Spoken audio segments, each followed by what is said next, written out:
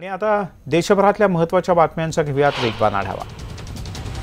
केंद्राकडून कर्जमाफीचा नवा प्रस्ताव येण्याची दाट शक्यता आहे। यात 1 लाख रुपयांपर्यंतचं शेतकऱ्यांचं कर्ज हे व्याजमुक्त करण्यासाठी चर्चा सुरू असल्याची सूत्रांची माहिती आहे। तेलंगणाच्या धर्तीवरती कर्जमाफी मिळण्याची शक्यता वर्तवली जाते। गेल्याच महिन्यामध्ये काही वस्तूंवरचा जीएसटी कमी केल्यानंतर आज सरकारने उद्योजकांच्या फायद्याचा मोठा निर्णय घेतला। आता 20 लाखांच्या ऐवजी 40 लाख रुपयांपर्यंत उलाढाल असलेल्या व्यवसायावर जीएसटी लागू करण्यात येणार नाही। 40 लाखाच्या पुढे ज्यांची उलाढाल आहे त्यांना जीएसटी लागू असेल। 32व्या जीएसटी परिषदेच्या बैठकीत हा महत्त्वपूर्ण निर्णय घेण्यात आला। लोकसभेच्या निवडणुका जवळ येत असल्याने मोदी सरकार आणखीन एक राजकीय सर्जिकल स्ट्राईकची तयारी करत आहे। खुल्या प्रवर्गातल्या गरिबांना 10% आरक्षण देण्याच्या निर्णयामुळे विरोधी पक्षांच्या तंबूत आधीच खळबळ उडाले। त्या धक्क्यातून ते सावरत नाही तोपर्यंतच सरकार दुसरा महत्त्वाचा निर्णय घेण्याच्या तयारीत आहे आणि त्या निर्णयानुसार महात्मा फुले, ज्योतिबा फुले या दोघांनाही भारतरत्न देण्याची शिफारस करण्यात येते। त्या दृष्टीने राजकीय पाठपुरावा सुरू आहे। यासोबतच कांशीराम यांच्या नावाचा सुद्धा विचार केला जाऊ शकतो। गोंदिया जिल्ह्यामध्ये एक कांशीराम यांच्याही नावाचा या सगळ्या संदर्भात विचार केला जाऊ शकतो। कांशीराम हे बसपाचे संस्थापक नेते आहेत।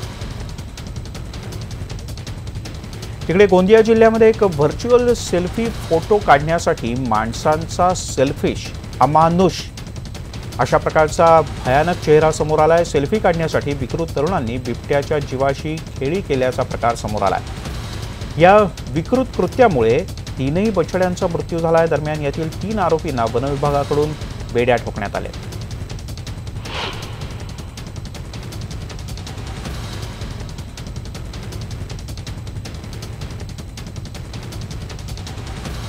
मुंबई आग्रा महामार्गावरील लळिंग घाटामध्ये कापसाच्या गाठी घेऊन जाणाऱ्या एका चालत्या ट्रकला भीषण आग लागली होती। या आगीमध्ये असलेल्या सुमारे 21 टन कापूस यात जळून खाक झाला। कापसाने भरलेला ट्रक भुसावळहून इचलकरंजीकडे जात होता। दरम्यान महामार्गावर ओव्हरटेक करताना ट्रकचं स्टीअरिंग जाम झालं, त्यामुळे हा ट्रक रस्त्यावरून घसरला आणि अपघात झाला। क्षणार्धात आग पसरली, कारण पेट्रोलच्या टाकीचाही स्फोट झाला। सुदैवाने यात कोणतीही जीवितहानी झाली नाही, मात्र सगळा कापूस जळून खाक झाला।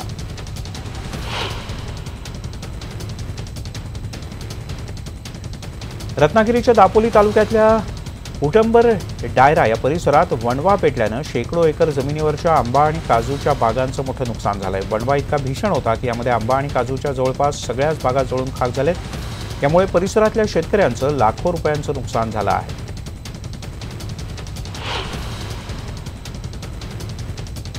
बुलढाणा जिल्ह्यातील खामगावात पोलीस स्टेशनच्या हद्दीमध्ये अवैध दारूची वाहतूक करणाऱ्यांवर पोलिसांनी धडक कारवाई केली। एका इनोव्हा कारमधून ही अवैध दारू विक्री सुरू होती।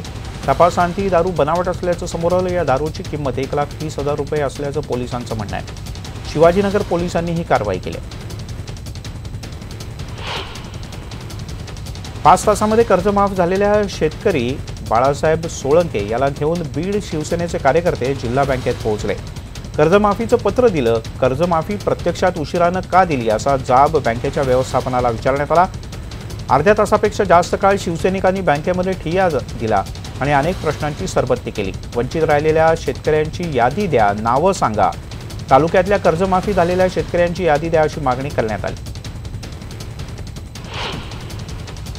प्रसिद्ध कीर्तनकार निवृत्ती महाराज इंदुरीकर यांचा 48वा अभिष्टचिंतन सोहळा नुकताच पार पडला। ग्रामविकास मंत्री पंकजा मुंडे, दुग्धविकास राज्यमंत्री महादेव जानकर, काँग्रेसचे ज्येष्ठ नेते आणि माजी महसूल मंत्री बाळासाहेब थोरात यांच्यासह सर्वपक्षीय पदाधिकारी यावेळी उपस्थित होते।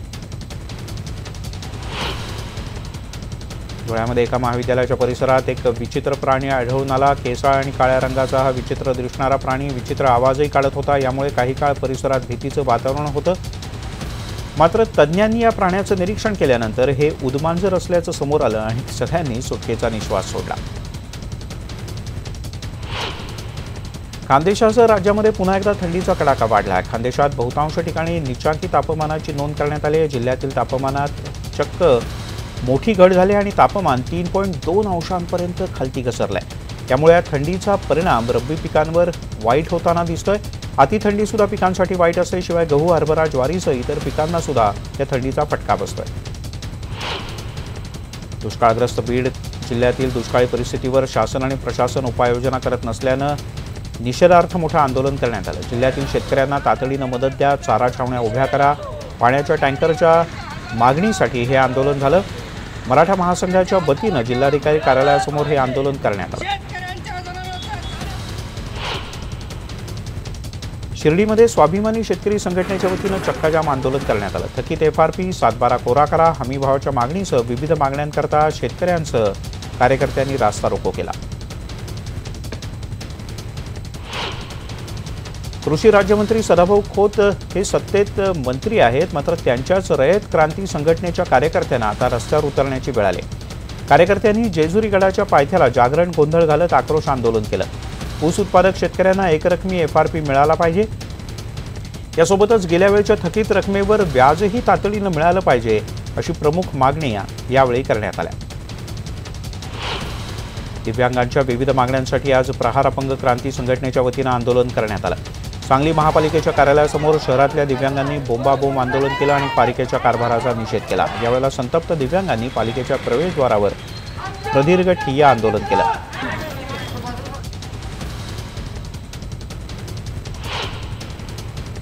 दुष्काळानं होरपळून निघालेल्या शेतकऱ्याची सरसकट कर्जमाफी करा, कांद्याला हमीभाव द्या, जनावरांसाठी चारा पाण्याची तातडीनं व्यवस्था करा यासह शेतकरी आणि जनतेच्या असंख्य मागण्यांसाठी शिवसेनेच्या वतीनं मनमाडमध्ये मोठा मोर्चा काढण्यात आला. हजारो शेतकरी बांधव रस्त्यावर उतरले होते आणि या मोर्चात सहभागी झाले होते. यावेळेला तहसील कार्यालयावर हा मोर्चा नेण्यात आला. शेतकरी, आदिवासी आणि नागरिक यात मोठ्या संख्येनं होते. यावेळेला संतप्त शेतकऱ्यांनी सरकारच्या विरोधात जोरदार घोषणाबाजी केली. शेतकरी कामगार पक्षाच्या वतीनं आज विविध मागण्यांसाठी रायगड जिल्हाधिकारी कार्यालयावर मोर्चा काढण्यात आला. या मोर्चामध्ये जिल्ह्याच्या विविध भागातून सुमारे 15,000 पेक्षा जास्त शेकापचे कार्यकर्ते सहभागी झाले होते. लातूर जिल्ह्यामध्ये 2016 साली निर्माण झालेल्या अभूतपूर्व दुष्काळानंतर अशी परिस्थिती पुन्हा निर्माण होऊ नये याकरता लातूरमधल्या प्रत्येक क्षेत्रातल्या लोकांनी, लहान विद्यार्थ्यांनी एकत्र येत वृक्ष लागवड चळवळ सुरू केली आहे. नुकतीच शहराच्या सर्व प्रमुख रस्त्यांच्या कडेला मोठ्या प्रमाणात झाडं लावण्यात आली. या झाडांच्या संगोपनाची जबाबदारी सुद्धा संबंधित नागरिकांनी आणि विद्यार्थ्यांनी घेतली आहे. राजगुरुनगर इथं अज्ञात हल्लेखोरांनी एका तरुणाच्या डोक्यावर आणि हातावर तीक्ष्ण हत्यारानं वार केले. खेड तालुक्यातल्या राजगुरुनगर जवळच्या पाबळ रस्त्यावर भर दिवसा ही घटना घडली. खेड पोलीस तातडीनं घटनास्थळी पोहोचले. त्यांनी घटनेचा तपास सुरू केला. जखमी तरुणाला उपचारासाठी पुण्याला हलवण्यात आलाय. गर्दीच्या ठिकाणी भर दिवसा ही घटना घडल्यानं शहरामध्ये काहीसं भीतीचं वातावरण आहे. हिंगोलीतील सारसवाडीमध्ये जावयानं चक्क मेहुण्याच्या डोक्यामध्ये खलबत्ता घालून याची निर्घृण हत्या केल्याचा धक्कादायक प्रकार समोर आला. सेनगाव इथं ही घटना घडली. किरकोळ कारणावरून भांडण झालं होतं. हे भांडण वाढत गेलं. त्यामुळे पत्नी माहेरी गेली होती. पत्नीला पुन्हा एकदा घरी घेऊन जाण्यासाठी पती आला होता आणि पत्नीच्या माहेरच्यांसोबत वाद झाला. या वादाचं रूपांतर हाणामारीत झालं आणि त्यातच हा खलबत्ता डोक्यात घालून त्याची हत्या करण्यात आली. संभाजी ब्रिगेड आगामी जालना लोकसभा निवडणूक लढवणार असल्याची घोषणा संभाजी ब्रिगेडचे जिल्हाध्यक्ष तुळशीराम चंद यांनी जालन्यात केली. एक पत्रकार परिषद घेऊन त्यांनी ही माहिती दिली. दरम्यान यावेळी शेतकरी आणि व्यापारी तसंच तरुणांना उद्ध्वस्त करण्याचं काम भाजप सरकार करत असल्याची टीकाही त्यांनी केली. येत्या काही दिवसांमध्ये ब्राह्मण समाजातील काही सदस्य सोलापुरात मोठं आंदोलन करणार आहेत. ब्राह्मण समाजातील आर्थिकदृष्ट्या मागास असलेल्या तरुणांना शैक्षणिक आणि व्यावसायिकदृष्ट्या काही मदत मिळावी अशी या समाजाची मागणी आहे. त्या दृष्टीनं गेल्या काही दिवसांपासून शहरात आणि जिल्ह्यात बैठकांचा सिलसिला सुरू आहे. जालन्यामध्ये 12 जानेवारीला बुलढाणा जिल्ह्याचं राजमाता जिजाऊनगर असं नामकरण केलं नाही तर शिवसंग्राम तीव्र आंदोलन करेल असा इशारा देण्यात आला. शिवसंग्रामचे अध्यक्ष विनायक मेटे यांनी सरकारला हा इशारा दिला. विहीर चोरीला गेल्याचं आतापर्यंत आपण केवळ मकरंद अनासपुरे यांच्या जाऊ तिथे खाऊ या चित्रपटात पाहिलं होतं. मात्र आता हे खरोखरच प्रत्यक्षात घडलंय. विहीर चोरीला गेल्याचा प्रत्यय आलाय तो हिंगोली जिल्ह्यातल्या पळसगाव इथं. चक्क या गावातून एक विहीर चोरीला गेली अशी तक्रार गावचे सरपंच परशुराम सरडे यांनी पोलिसात दाखल केली आणि त्यामुळे जिल्ह्यात एकच खळबळ उडाली.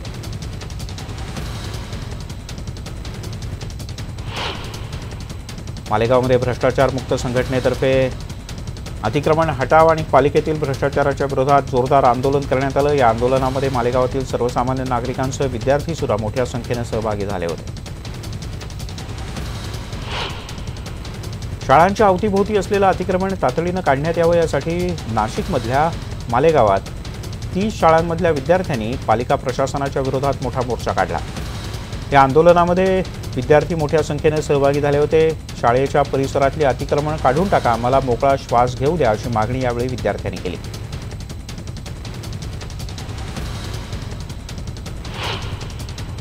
पालघरमध्ये सिंचनाचं प्रकल्प भारतातल्या वेगवेगळ्या प्रांतातल्या 93 प्रकारच्या शेतमालाला जीआय टॅग नामांकन देण्यात आलं आहे। यामध्ये सर्वाधिक 15 जीआय नामांकनं ही तांदूळाला मिळाली आहे। त्या पाठोपाठ आंब्याच्या 10 जातींना, केळीच्या 6 जातींना, चहाच्या 4, मिरची आणि संत्र्याच्या प्रत्येकी 5 जातींना जीआय नामांकन मिळालं आहे।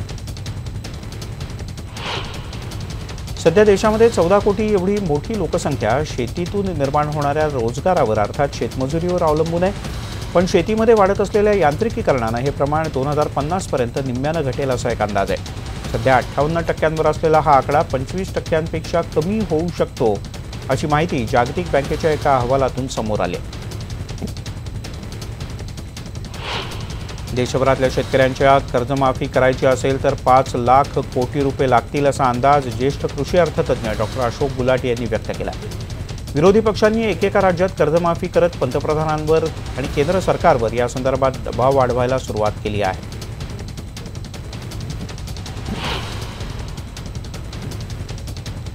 शिवसेना प्रमुख बाळासाहेब ठाकरे यांच्या जीवनावर आधारित ठाकरे हा सिनेमा येत्या 25 जानेवारीला प्रदर्शित होतोय।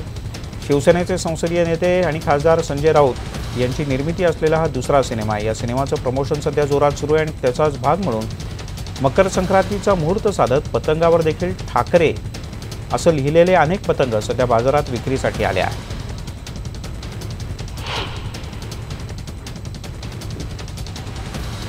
5 रुपयांचं कॉईन टाका आणि 20 लिटर शुद्ध पाणी मिळवा अशी योजना अमरावती जिल्ह्यातल्या सावर्डी ग्रामपंचायतीनं सुरू केली। हा अनोखा उपक्रम हाती घेण्यात आला आहे। गावकरी ग्रामपंचायतीच्या सदस्यांचं कौतुक करतात। गावातील नागरिकांना 5 रुपयात थंडगार शुद्ध पाणी मिळत असल्यानं नागरिकांनी समाधान व्यक्त केलंय। त्यांचे पोटाचे आजार कमी झाल्याचं ग्रामस्थांचं म्हणणं आहे।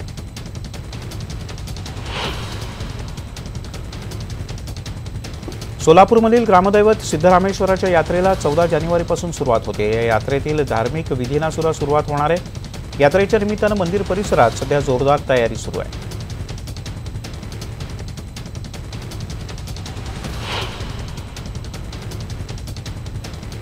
उद्यापासून यवतमाळ इथं होत असलेल्या 92व्या अखिल भारतीय मराठी साहित्य संमेलनाची तयारी अंतिम टप्प्यात आली। पोस्टल मैदानावर 58,000 चौरस फुटांचा भव्य मंडप उभारण्यात आला आहे।